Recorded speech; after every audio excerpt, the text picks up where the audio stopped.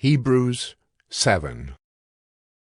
For this Melchizedek, king of Salem, priest of the Most High God, met Abraham returning from the slaughter of the kings, and blessed him. And to him Abraham apportioned a 10th part of everything.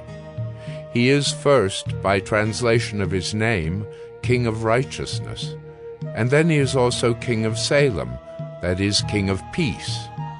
He is without father or mother or genealogy, having neither beginning of days nor end of life, but resembling the Son of God, he continues a priest forever.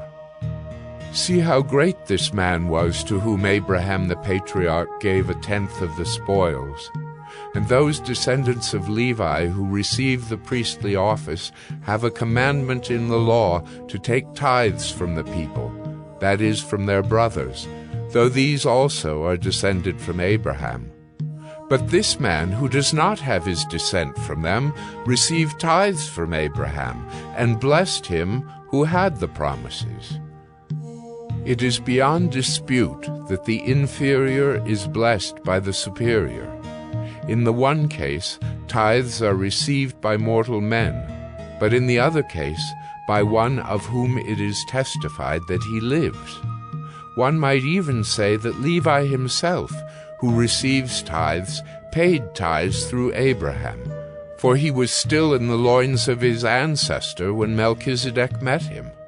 Now, if perfection had been attainable through the Levitical priesthood, for under it the people received the law, what further need would there have been for another priest to arise after the order of Melchizedek, rather than one named after the order of Aaron? For when there is a change in the priesthood, there is necessarily a change in the law as well. For the one of whom these things are spoken belonged to another tribe, from which no one has ever served at the altar. For it is evident that our Lord was descended from Judah, and in connection with that tribe Moses said nothing about priests.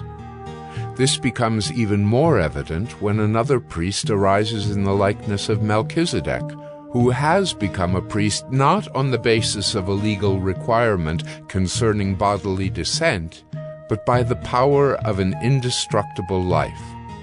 For it is witnessed of him, "You are a priest forever, after the order of Melchizedek."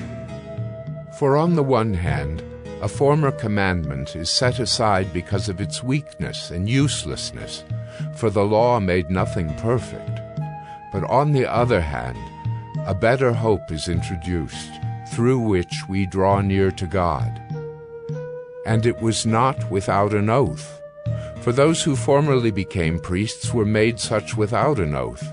But this one was made a priest with an oath by the one who said to him, "The Lord has sworn, and will not change his mind. You are a priest forever." This makes Jesus the guarantor of a better covenant. The former priests were many in number because they were prevented by death from continuing in office. But he holds his priesthood permanently, because he continues forever. Consequently, he is able to save to the uttermost those who draw near to God through him, since he always lives to make intercession for them.